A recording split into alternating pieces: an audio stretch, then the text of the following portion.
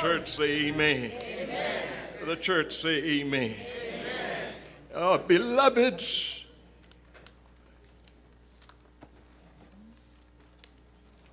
Satan knows that since we are saved and sanctified, that we will not go around and knowingly, willfully commit big sins.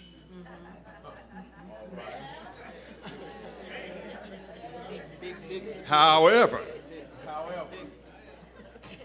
he tempts us with so-called little sins.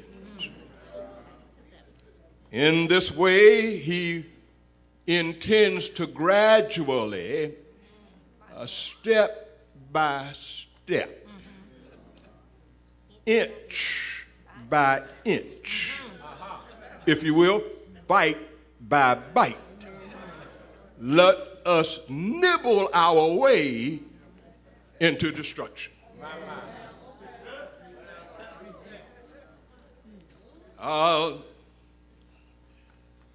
This same strategy was used in 605 BC by King Nebuchadnezzar, king of Babylon. He attacked Jerusalem and took out of the temple the silver and gold vessels. And with this plunder, he also kidnapped the children who were gifted and talented. W.E.B. Du Bois would have called them the talented tenth. Yeah. He brought them to Babylon and exposed them to their educational system, taught them the Chaldean language, and then offered them food off of his own table. He had a plan. He'd already stolen their bodies and kidnapped them. This wasn't enough for him. He wanted their hearts. Why did he want their hearts? So that in future conflicts, these captives would no longer be loyal to Israel. But if he had their hearts, they would be loyal to Babylon. And the second conquest would be more devastating than the first. What is that, preacher, to do with us? I'm so glad you asked. Here we are as Christians. There's a danger that lies near where we are. And that danger is that we will listen to the devil when he says that small sin don't count. And so I want to share with you three things this day, and then I'm going to take my seat. I'm going to try to take my seat. First thing is that Daniel understood that small things, let me put it this way, that a little sin is still dirty. My God. My God. Secondly, that Satan has a goal. Satan is after your heart. Yeah. And then lastly, Daniel in the 6th chapter, when he was facing the lions, Daniel prayed. Daniel realized that we can make up our minds all we want to, and we can determine all we want to. We can decide what we're going to do, but we need some help from outside of ourselves. Amen.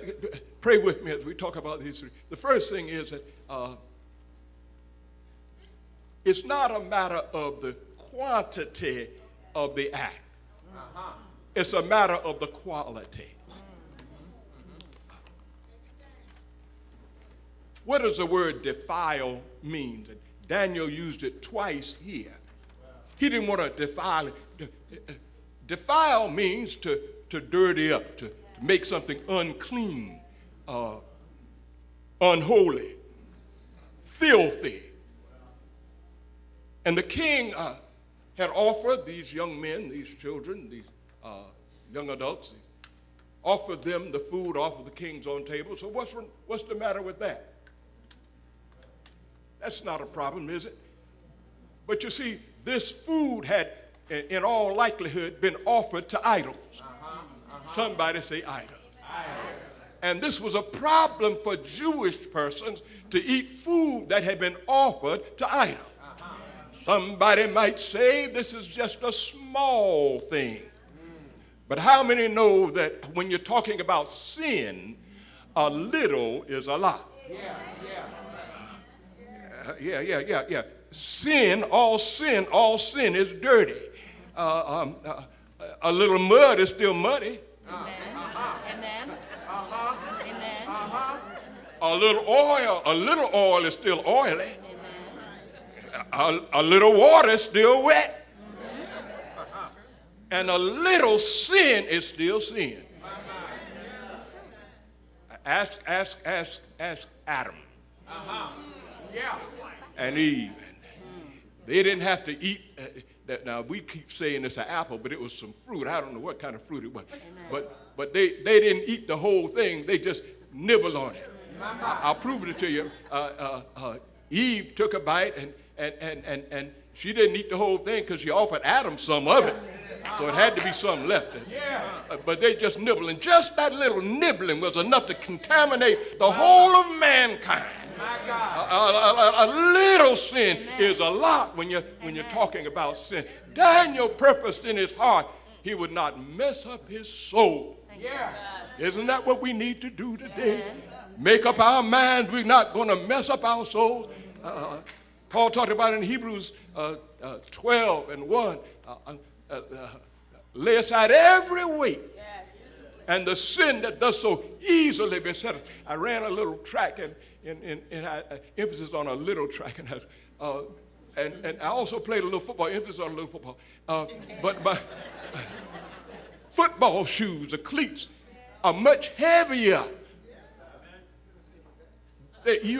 Much heavier than the cleats. They're cleats that you use in track, but they're much lighter. Because they realize that every weight. Somebody said it. Every weight counts. Every ounce counts. So what I'm simply trying to say is, when we're running this Christian race, we don't need to have anything. Even a small thing will hold you back. When we're running this Christian race, we need to run it. Like our life depends on it. I'm just saying that a little sin is still dirty. Well, Daniel made that first point, but he also made another point. He made another point that you have to realize that Satan is after something. Satan is after our hearts. Somebody may ask the question, where did Daniel make up his mind? Well, he made up his mind in his heart. He purposed in his heart. He purposed where? In his heart. He purposed in his hand? No. He purposed in his foot? No. He purposed in his heart. That he would not defile himself. In the deep resources of himself, he purposed that he would not defile it. You see, Satan ain't worried about your hand, and not worried about your feet, not worried about your tongue, not worried about your eye. Because if Satan can get your heart, he's got a pass key to everything else you got. Satan wants our hearts. Store place of our desires. Birthplace of our dreams. Satan wants your heart. Out of it are the issues of life. Satan is after your heart. That's what we have to protect. Put a guard. Post a guard. Anybody been in the military? Post a guard there at your heart. Because that's what Satan is after. Well, let me put it this way. Satan will say to you, you can go ahead on and do what you want to do in your imagination. Can I take my time here? Amen. Amen. Nobody can see your imagination. Anybody ever heard of imagination? In your thought life. You can dream about anything you want to dream about. Huh? Can't nobody see you. Go ahead on and flirt with that other man's wife right there in your imagination. You don't have to worry about getting caught.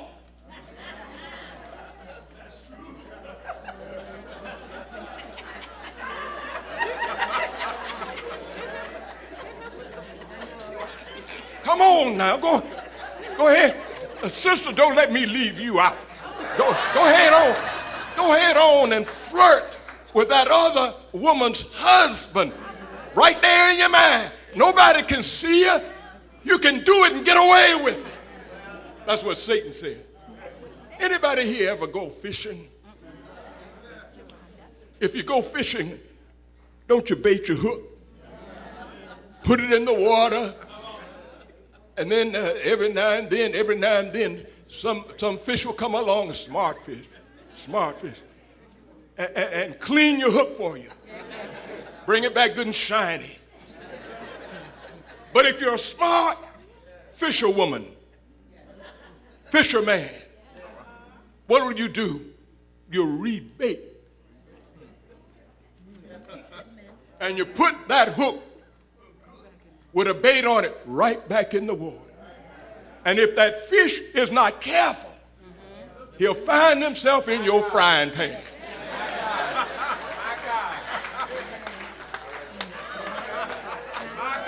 I'm just trying to say that Satan is a smart fisherman.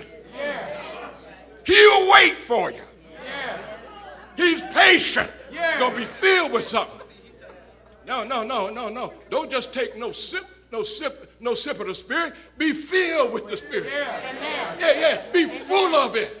From the crown of your head to the soles of your feet. Be filled with the Spirit of God. Yeah. Press towards the mark. Don't just take just a little bit. Get as much as you can get. I'm trying to go on. But the last thing I want to talk about is the fact that Mr. Daniel, God bless his soul, Mr. Daniel realized that he did not have all that he needed in himself, and so he prayed. Tell you what happened when you pray like you're supposed to. Sometimes you get attacked. My God. Some evil people attacked him. They said he's doing all this praying. We're going to tell the king to write an edict. And anybody who lifts up the petition to anybody else except the king, we put in the lion's den. You ever been facing a lion's den? Huh? I'm saying, have you ever, wake up now. Have you ever faced a lion's den? Have you ever been looking at some real trouble? Anybody ever sued you and taken you to court? I mean, have you ever been facing some trouble? Has the doctor ever said you got this condition and there's never any cure for it? I'm talking about the lion's den. Now, Daniel was facing some real trouble. As a race of people. I don't know where you've been. Speak, Lord.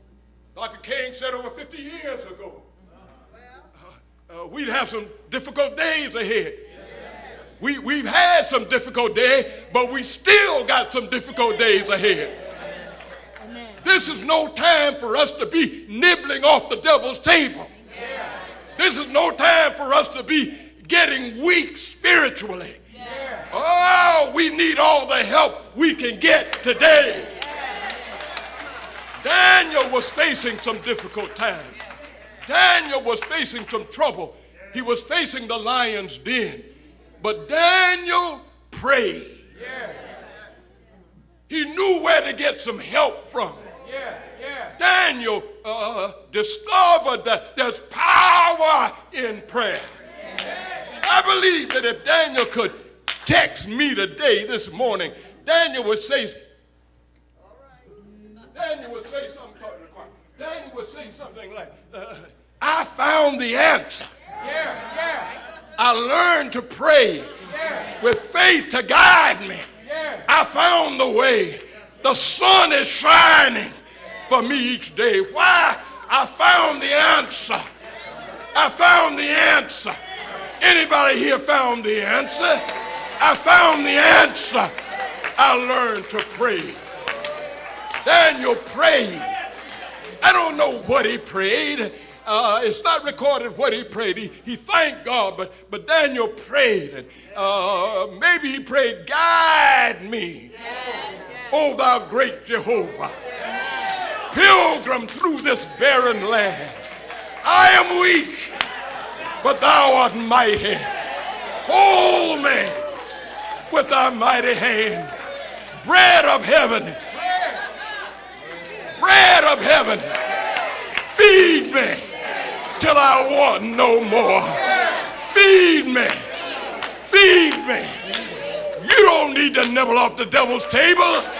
God's got a table. God's got some love up there. God's got some forgiveness up there.